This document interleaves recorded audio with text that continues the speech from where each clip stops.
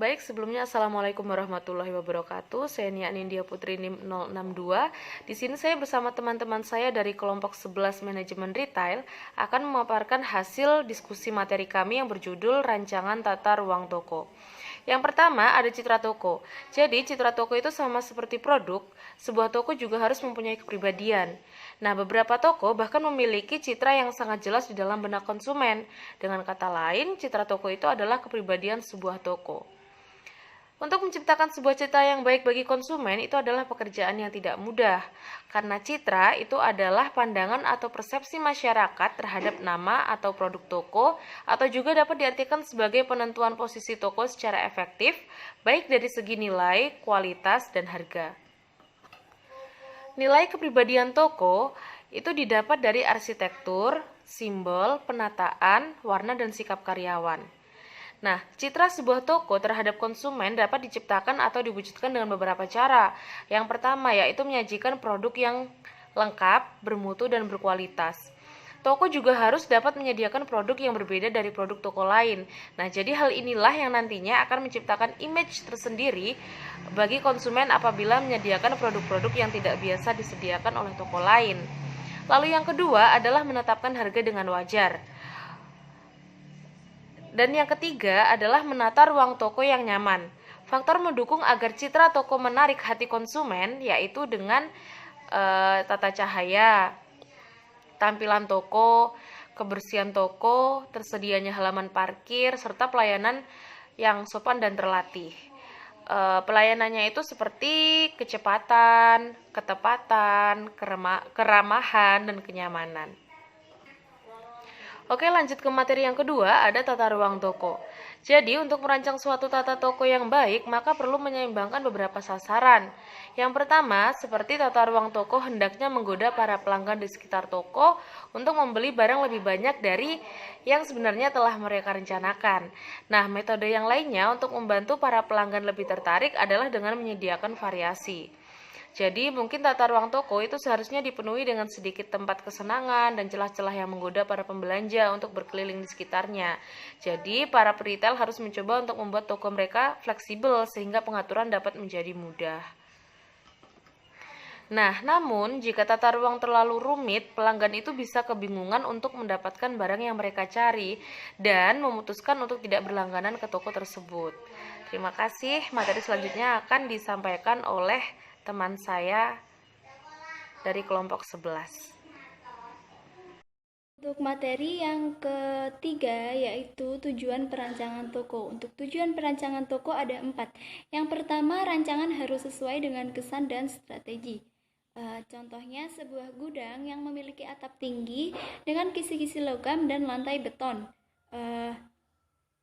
Biasanya mereka menggunakan itu untuk mempertahankan suatu kesan yang menarik bagi gudang tersebut. Yang kedua, rancangan harus mempengaruhi perilaku konsumen secara positif. Contohnya, sebuah butik yang dirancang dengan semenarik mungkin, tentunya agar pelanggan itu lebih tertarik untuk masuk ke butik tersebut. Yang ketiga yaitu rancangan harus mempertimbangkan biaya dan nilai. Dan yang keempat, rancangan harus fleksibel. Artinya bahwa perencanaan yang baik dan bersifat fleksibel itu nantinya tidak akan kaku atau perencanaan tersebut harus bisa beradaptasi dengan perubahan-perubahan yang terjadi di masa mendatang. Materi selanjutnya yaitu jenis-jenis rancangan toko. Untuk jenis-jenis rancangan toko ini ada 3. Yang pertama, tata letak kisi-kisi. Untuk kisi-kisi ini atau tata letak kisi-kisi terdiri dari gondola yang memanjang dan rak-rak yang berjejer dengan pola berulang. Biasanya itu ada di toko-toko besar. Yang kedua yaitu tata letak arena lomba. Ia memberikan lorong utama untuk memudahkan jalannya pelanggan itu dengan memberikan akses untuk menuju ke departemen-departemen yang akan pelanggan tuju. Yang ketiga yaitu tata letak berbentuk bebas. Selain berbentuk bebas, ia juga dikenal sebagai tata ruang butik. Untuk menyusun perlengkapan pun tetap dan lorong secara simetris. Biasanya digunakan pada toko khusus atau pada toko di departemen yang cukup besar. Baik, di sini saya akan menjelaskan tentang area-area khusus.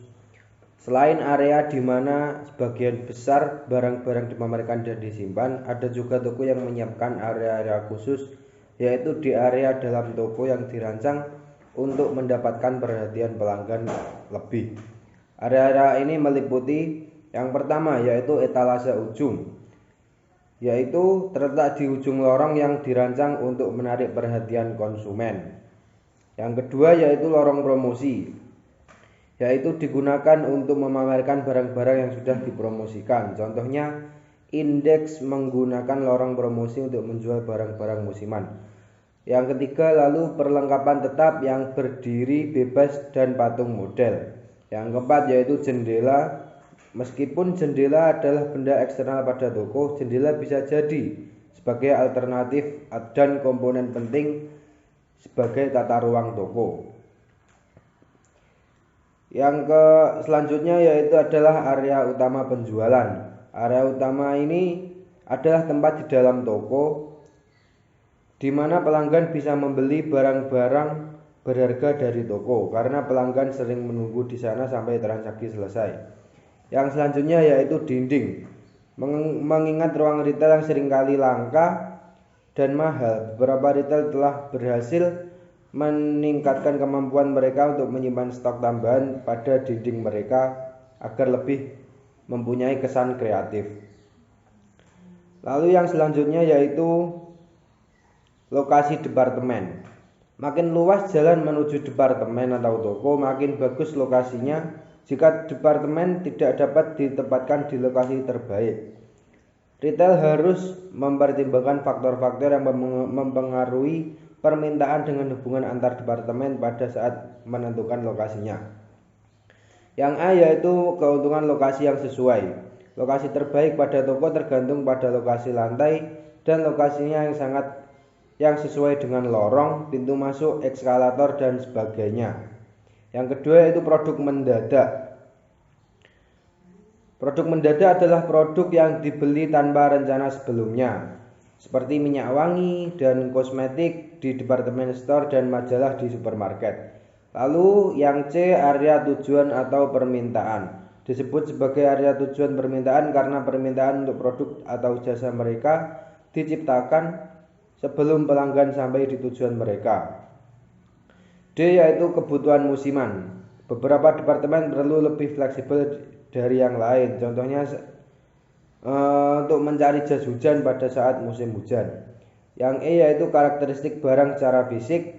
Yang F departemen yang berdekatan. Yang G yang selanjutnya yaitu lokasi barang dalam departemen.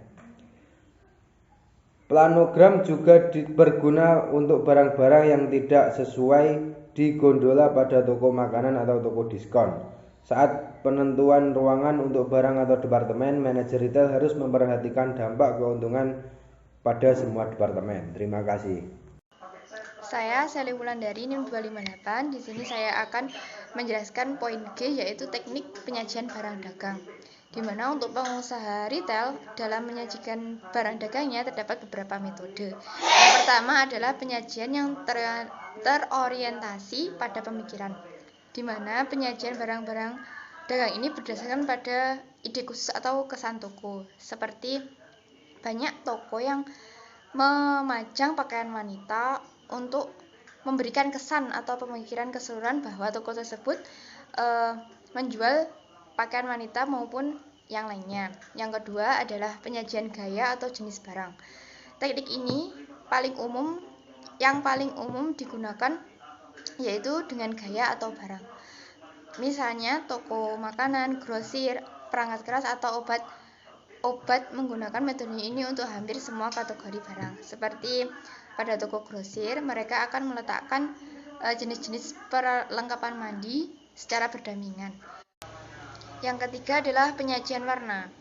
Teknik penyajian yang berani adalah dengan menggunakan warna. Contohnya, pada saat musim dingin tiba, maka beberapa toko akan memamerkan pakaian ataupun memajang pakaian dengan warna putih karena warna putih melambangkan keadaan musim dingin, sehingga Warna putih tersebut dapat memberitahu pelanggan bahwa toko itu adalah tempat untuk membeli baju untuk liburan musim dingin. Sedangkan yang keempat adalah penentuan harga.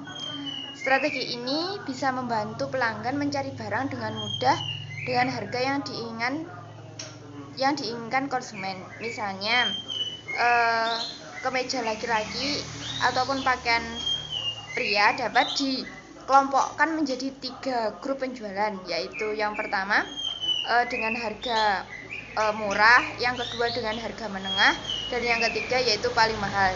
Dengan demikian maka pelanggan dapat memilih barang yang mereka inginkan dan membayar sesuai dengan harga.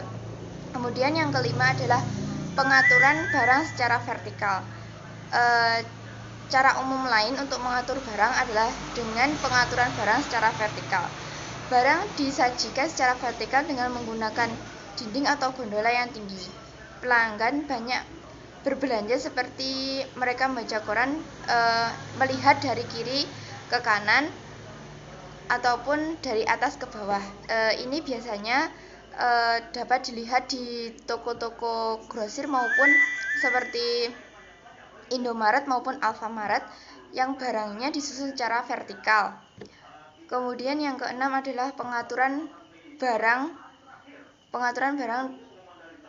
donasi. Teknik ini adalah teknik memamerkan barang di mana banyak barang dipamerkan secara bersamaan. Di mana teknik ini digunakan untuk meningkatkan kesan harga toko sehingga retail berharap pelanggan akan memperhatikan harga itu dan tertarik. Kemudian yang ketujuh adalah penyajian di bagian depan.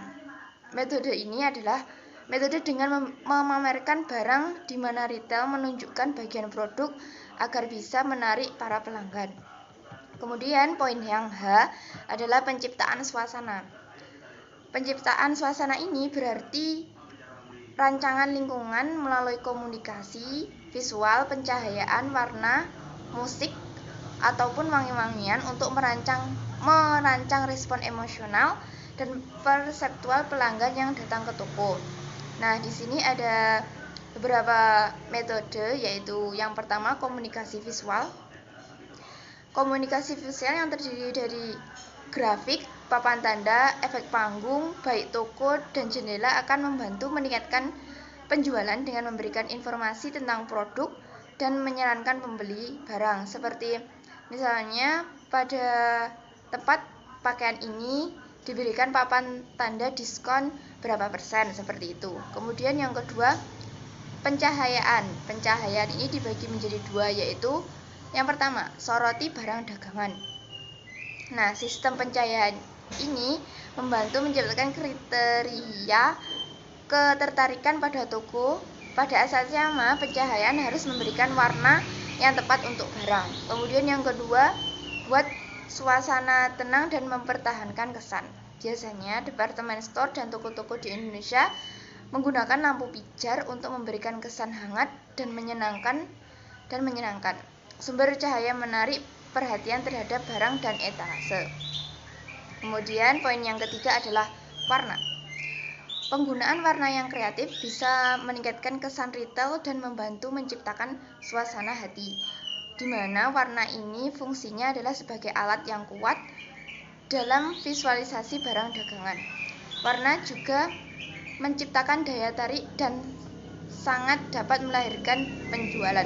Kemudian yang keempat adalah musik, di mana banyak keputusan untuk mempengaruhi konsumen dengan musik, karena musik dapat mempengaruhi mood seseorang.